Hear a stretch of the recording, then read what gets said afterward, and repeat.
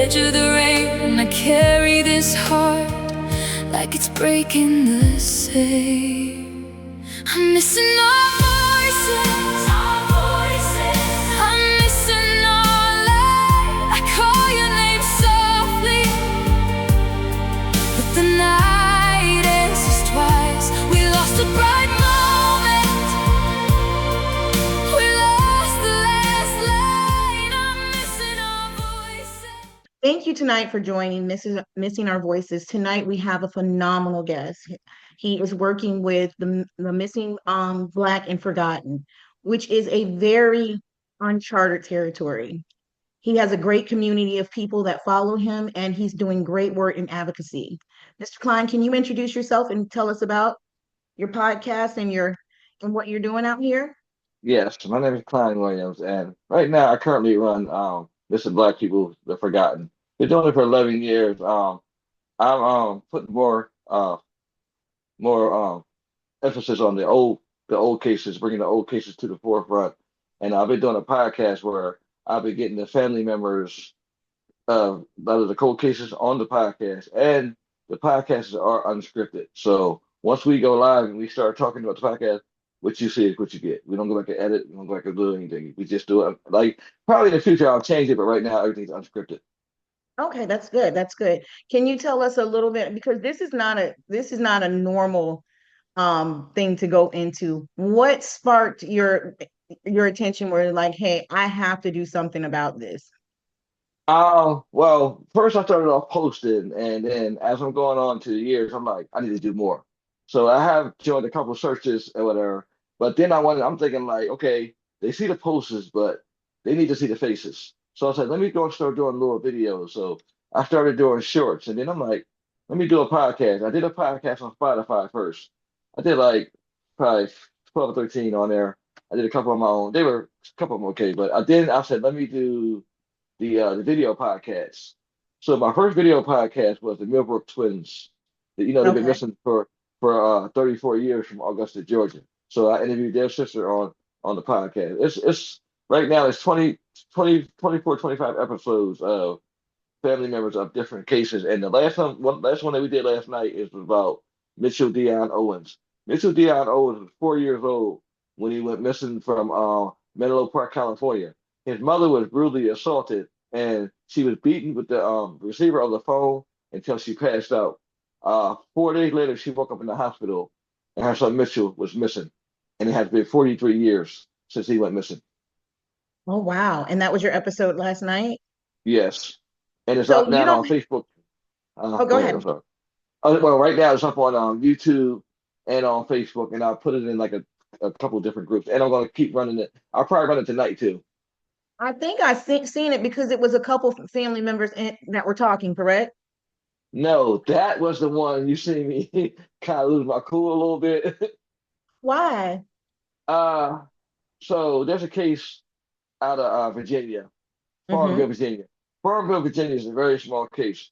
Her name is Leticia Lamone Brooks. Okay, Mm-hmm. so she was 20 years old when she went missing. So she had a probation officer appointment, which was less than 5 minutes. Her Okay. mother saying that she dropped her off by herself. That's the story. That's for this last 20 years. Nobody's seen her which way she went. So The I went mother back to just the mother just said she just dropped her off and that was it. So over the years, the story has changed so many times. And I tried to get her on the podcast before, and she lied to me so many times. So I got her daughter on the podcast. So I knew if I got her daughter on the podcast, that she would want to come on. And Mm, the energy soon she came on was like, I know you're big. You're not telling the truth. right, right. You're And there's more to it than it is. Okay, so the thing about it is one of the things that most people don't realize is that, and I want to cover this because you particularly went after missing Black people, correct? yes, And the reason being is I kind of want you to explain it, but I'm going to give my take after you explain why that's so important to you. the reason why it's so important to me, and I've caught a lot of flack for this, and I'm okay. And I know that Facebook has slowed my page down too because of all the Black people, but I'm okay with that because, listen, when people go missing, it's always a majority of the Caucasian people that are being viewed. This has been happening for decades, okay? We have cold cases of black kids, women, children, men that have been missing that have gotten no time at all. Whereas if you get like, I'm sorry to say, a white woman or a white boy that's from this neighborhood or something, they're plastered everywhere. I mean, everywhere, they're everywhere. Where we're fighting just to get like a little billboard up on, like, say, a milk carton, or even in the neighborhood, or even in the news. The news don't even want to cover a lot of these cases, and it's been going on, and it's not going to stop. I told people all the time, like, this is our reality. Then people get mad at me and say, "Why do you have only missing black people?" Because they people don't understand. We don't get that attention on us, and I'm changing that. I'm going to change that narrative. One step at a time, one podcast at a time. I'm going to change that narrative. But that's my narrative. Right, like right now, we have a lot of kids missing, but also you got Nancy Guthrie missing. Okay, let me just say this. She's very important, and I would never take away from her case. But this attention that they're giving Nancy Guthrie, bring up all the missing persons cases and profile all of them. All the kids that get missing right now, profile them. You know what I mean? It's just we need to have fairness on this ground, because this is not a game. Kids have, like I said, people have been going missing for years. People have never been found. I think if we would have put a little bit more energy and been more level-headed when it comes to the white and the black or the Chinese, or if they all look for the same, then we wouldn't be talking about these type of things. But these things have to type. We have to talk about these type of things because until they change. I'm not gonna stop. If one day it does change, then I won't be saying anything. Yeah, you have a couple cases here where black people have gotten put on the news and whatever, but we need more. We need more news spotlights. We need more people. We need more people to cover these cases. But I'm gonna keep on going with missing black people, and I don't plan on stopping because I don't think the narrative is ever going to end. Well, I was talking to somebody the other day about community, and because we have now the internet and we have technology, we don't have to worry about the news creating the narrative anymore. What you're doing is you're creating the narrative for the community that you feel like it's important for. So we don't, I mean, I would never take away from the Guthrie family. I can only imagine, and I don't have to imagine because as I searched for my son for 18 months, so I know what they're feeling. So my heart Right. goes to them in a totally different way than most people. But I do know that if there is a void somewhere, we have the ability to fill that void, right? And that's Yeah. exactly what you're doing. It's a gap somewhere. We're not able to fix the gap. So you're fixing it one story at a time. I don't think that there's plenty of other people that are actually covering the same things as you with the missing black people, or just I don't even want to say just black, just the brown people, period. Mhm. Um, but if you don't have, you have what, 200,000 followers? Yeah, 202,000 followers. So that's 200,000 people that you get to reach with these stories every single day. Right. Some Right. of the news companies don't even reach what you're reaching. So it's a matter of us creating those platforms basically ourselves when they're not there. And hopefully, um, we can help by this podcast or by what wherever you post it, we can help you get resources to even push the agenda even further because there's people out there that want to help you. There's people out there that knows that some of these black cases are not being seen the way that they need to be seen. I was lucky enough where my son case was seen pretty far. I was very surprised, but he was also the only person ever missing in Sarasota, Florida that had never been found. So the cops were really, really on it, and he was 14. Right. Um, but there's so many African American people that are missing. We are the highest rate of missing people in America. We I'm sure not really are. sure why, but I think I have a clue of why. And it's probably because if you don't have attention on these cases, people don't care about taking these people. They don't. And then a lot of times the case is just they're forgotten. Just Forgotten. thrown in. And do you think they're forgotten, or do you think that um authorities are so overwhelmed with so many cases that you just can't keep up? I think they're forgotten. I think they're forgotten because, um, honestly, a lot of cases that I posted, I get so many people say I've never heard of this case before, and Mhm. they lived in that entire state, not too far from there for all these years. There's no way that you should not live inside the state and not know when a crime occurred. The majority of crime that occurred here where I'm at in Wilmington, Delaware, I've known about them or I've heard about them. Like you know what I mean? There's no way you should be living anywhere and not knowing. Right. The not knowing is the worst part. You know what I mean? Because like I said, there's so many cases that you get on there, you see people like, oh my God, I've never heard of this case before. It's my first time seeing it. You know, you're bringing them out. That's the goal. That's the goal. Right. And So you know, people. Okay. what impact do you think that you're making on the families that you're helping? How does that go?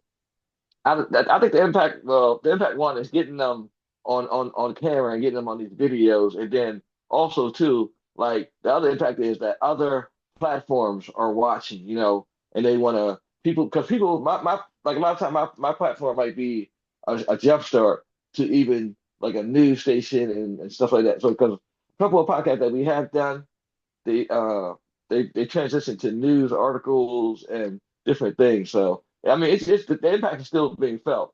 My overall impact I want to make is I want to go further than you know the podcast and maybe one day make it to Netflix and really get these people's faces out here. And I want people to know. I want everybody to know these faces one face at a time, one podcast at a time. And the way I've been doing is the way I've been knocking out these podcasts. I think I've been doing like two or three a week. Okay. And the thing So about it, you mentioned Netflix. Would you want to do like maybe just a documentary of these cases each week on the missing in Black? yes, yes, I would like to do a documentary each week, and I would like to do a couple because what people don't understand is you will never run out of people to talk about because there's so many people missing, and people go missing every day. And then there are some cases that I've never heard about. There's some cases I just found out about. You know, like this year, I found out about your son's case and the Mitchell Dion Owens case. I found out about that last year. There's no way I shouldn't know. I've been doing this for 11 years now. I should know about a lot of cases, but there are Well, so many. it's quite a bit because I and remember we were on a podcast. Well, no, we did something where we discussed the Relisha Rudd case, remember? Yes, And Laura Bullock, she's in a whole nother area that most people don't even realize, which is unidentified. Basically, Jane Doe's and John Doe's that nobody even knows that they're even deceased.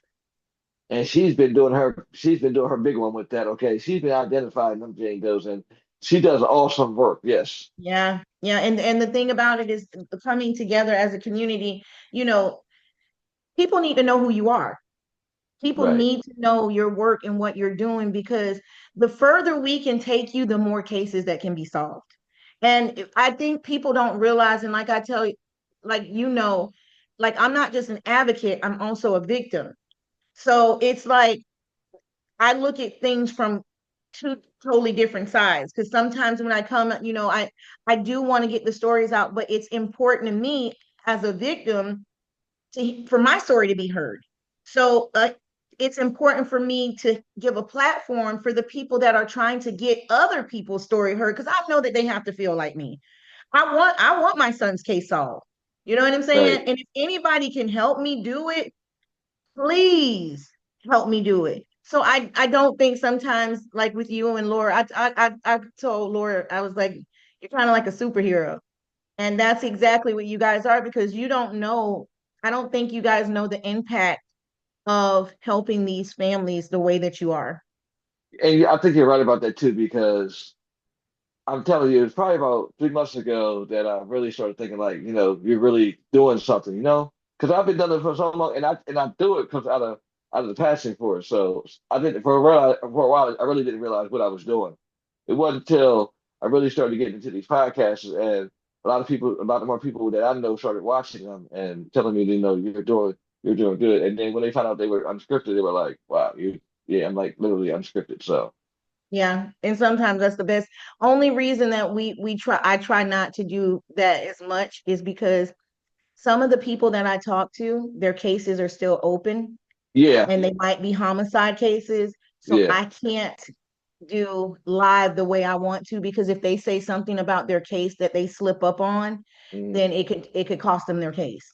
Right. That's why, and then that's why before we go on, I asked them, I said, listen, what is the question that we can't ask being those open investigation? So a lot of times people ask me, well, why didn't you ask them this question or that question?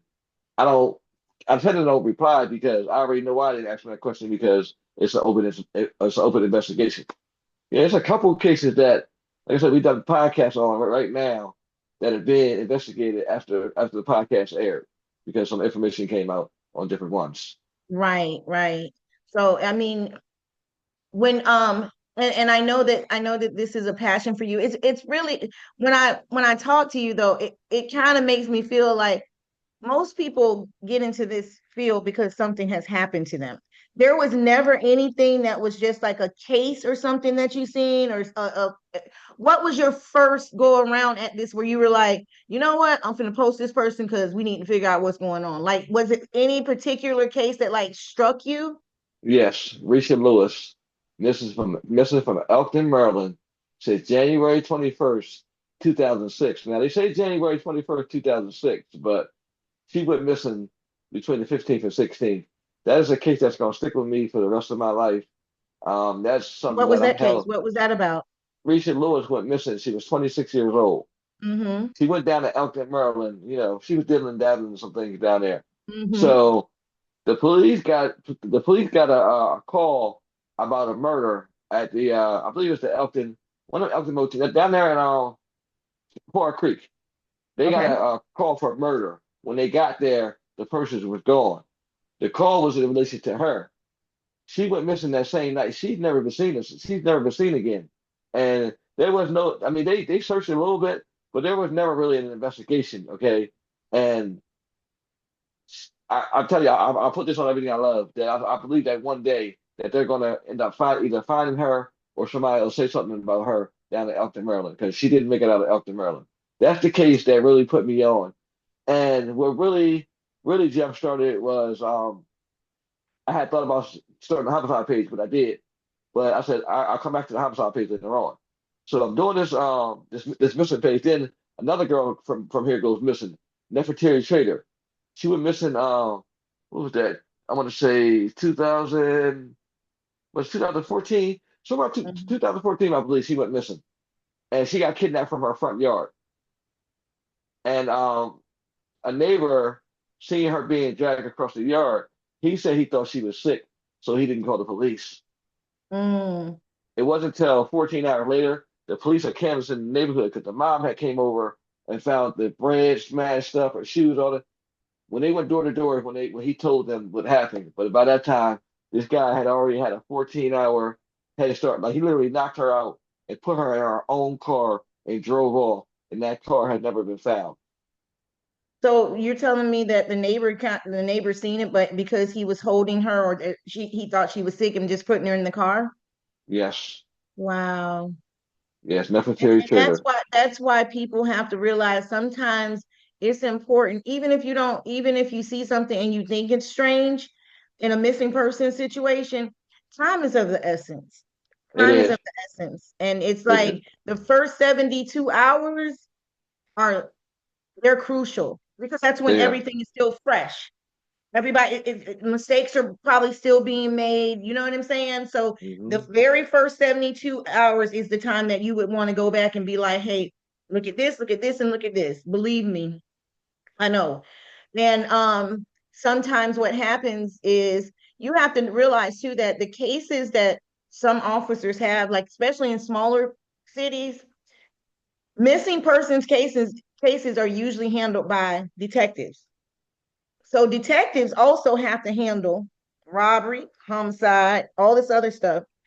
There is not, I don't think there's too many police departments that have missing person departments that every single day they go in there and work on missing persons cases. I don't think that. I could be wrong, but I don't think that. And that's They why I said, don't. that's why I said some of it is forgotten, but some of it is like, I can't even handle this because I got a caseload that is overwhelming and I can't even get to it. That's why they should implement civilians with certain things, and volunteers with missing persons cases because, like you said, police get overwhelmed too, and a lot of times they can't like. I mean, they can do it for a couple of days, but then after a while, their detectives are probably like, "Hey, I'm gonna pull you off that and put you on something else," and then it's like, and then you got families calling you. It's like, what can you do? What can you tell them? You know? Yeah, and it depends on sometimes how valuable your family, and I hate to say it like this, but it feels, I'm not going to say that it is. It feels as though sometimes the value that you hold in the community is determined on if your child is going to get looked at or not. Does that make sense? Yeah, it does. It does. Because if you ain't got no good values, I hate to say it, they're Well, not I'm going to look at talking your child. about like basically if you're a black mother, you could be a teacher Mhm. in the, but if you're in the urban community and you're a teacher and you just you don't go to any of the galas for the hospital, and you know what I'm saying, and you sometimes that those children, and that's why missing black people, that's what I'm talking about. Sometimes we feel as though our children don't hold weight due to we don't have enough value, or that's how it feels for from I think people that are of color.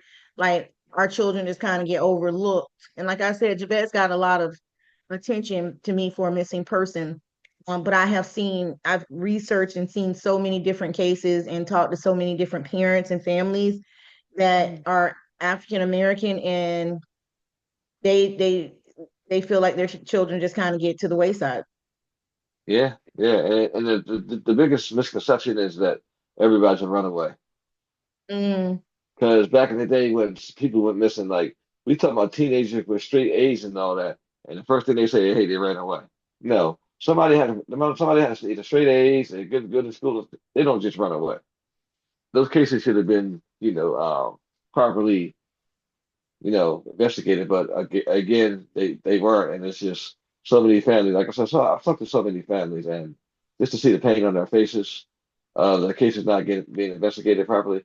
Because the Millbrook twins, that they were done very poorly from the jump there, and their case is still not, you know, been investigated, the way it should have been. It took you all know these what, years. I really want to say something. I think a lot of missing person cases too is um I don't know if training is did well enough on missing persons. Bingo, bingo. You know what I'm saying? Like if they if Yeah. it I don't know if there's enough training did on when this person goes missing, when this Hmm. person does this, what are the steps? And that's something that I'm working on with our foundation and Okay. trying to get into police departments, because I don't think everybody missing persons kind of, it varies on each one, first of all. Um it could be at one point, like somebody could just disappear, like you had said with the Lewis girl. She has disappeared in the midst of, where do you start at? Where do you start? Then you could have the little girl that the bread and the shoes are in the yard. You know where to start because you have to get DNA off of those shoes or anything in that area. So it I don't think the training is is there enough to see when a person goes missing, what are you looking for? And I think honestly, and I don't, I'm saying this in the most concerned way. This is not being said. I have to make sure I say that. I think with Savannah Guthrie's mom, I think that no one really knew the protocol of missing and really didn't want to say it, because I can tell you right now, from looking for somebody for 18 months, you know how to start looking. Even though the case is not solved, it's a lot of stuff that I have. But if you could tell the young man that was in the camera, he was very unexperienced. Very, very, very unexperienced. Anytime you put grass to a ring cam, you have not been doing this long. And you're so right about that because I felt as though that they were amateurs too. Yeah, and we'll discuss that a little bit later. But what I'm saying is the training. Yeah, the training. Sometimes most people don't really realize that and I don't think people really want to admit it either. There is not a protocol for missing persons. Right. And that's so true. Now that you pointed out, you're right, because yeah, I don't think they have a training where I say, hey, we're gonna do this. And I think, like you said, it needs to be implemented somewhere like in the near future so that police have better training with what to do on these cases. Because Or like you, like you said, bring in civilians yeah, that they can either deputize or whatever they can do towards that. They don't have to be in the investigation part, but bring in some civilians that want to work these cases. And just like Laura should be working hand in hand with the police department with these unidentified um people. You I know what I'm agree. saying? I Like agree. you it's the community. And I said this on the last podcast with Dana. Sometimes we have to stop relying on just the police, and we have to realize that we have to create our own resources when it comes to these arenas. You know what I'm saying? Because it's overwhelming, especially if you got 200,000 people following you. They're all interested in what you're saying. Right. Totally A lot of agree. people. You're right. That's a lot of It is. Because I can remember when I had 1,000 followers. right, right. Yes, like And people are 1,000. interested in that because you never know when you might see one of them people. You That's just never true. know. That's so true. You're right about So that. tell me, if there was any case besides the Lewis case, what is one case that stands out to you that you feel like is overlooked and is a very important case for people to know and learn about missing persons? Sierra Thomas. Sierra Thomas was 19 years old when she went missing from Atlantic City, New Jersey on November 21st, 2002. She went to her youngest child's father's house. She went in, but she never came out.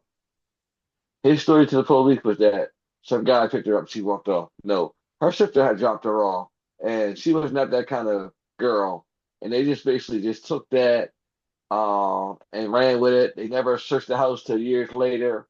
He ended up moving away to Las Vegas, and Sierra's case, we just got a guy from she like I said, it's been 22, 23 years. We just got a guy in New Jersey, I believe NewJersey.com. His name's Matt.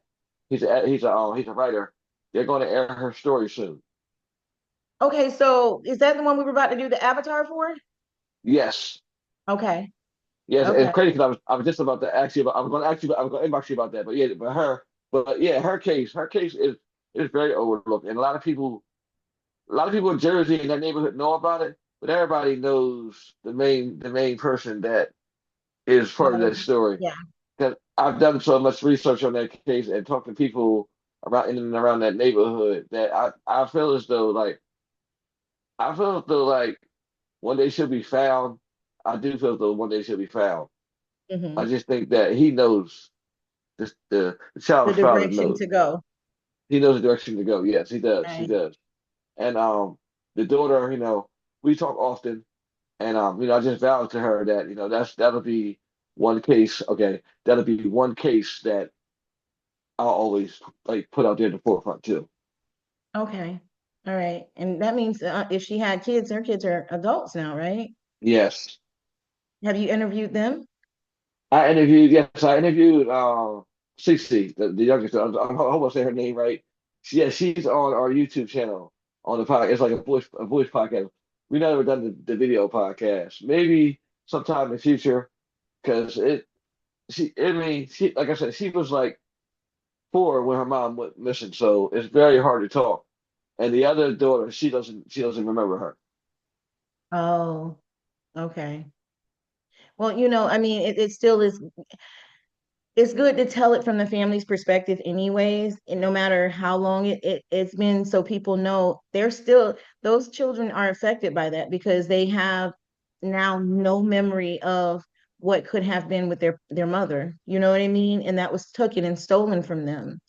Um, so what we're gonna do, I want you to tell the audience what you do, why you're doing this, what impact you want to make who you're representing, your company, your Facebook page, how they can get in contact with you, and how can they help you? Because that's what we need to figure out with your podcast, your community. How can they help you further this agenda and help find more of these cases? How are you gonna help me? Well, first, I'd like well, I'm sorry, the other stuff. Like to share, the comment. I just say keep sharing, and if you haven't seen me cover a case, send it to my inbox. I'm like most pages. If you send me an inbox, 99% of the time I'm going to answer. I always answer my messages. I want to make a global impact, not just like I started off in my state of Delaware doing cases here, and then I just branched out, overall, and then like I said, I have the followers now, but I want to go global. I want to go.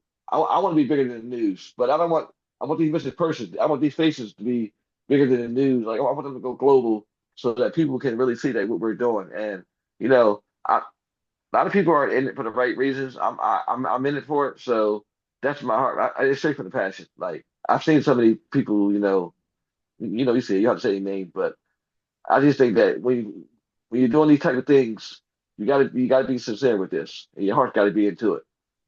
That's. But like I said again, the global impact, and how people can help me. Um, just Can they just donate to you? Do yeah, you they can have a, donate. do you have a, okay, so this is what I'm also asking. Okay, What is the name of your community? my community. Okay, it's missing black people. Missing black people. They're forgotten. That's the name Okay. of my community. Is that the same as your podcast? Yes. Oh yeah, the podcast is missing black people. They're forgotten. It's the same one. It's on Okay. YouTube. Missing And black people. where They're can forgotten. they go to donate towards your agenda to move forward? Do you have somewhere where they can donate? Yes, I have a cash app that you actually can send to if you want to.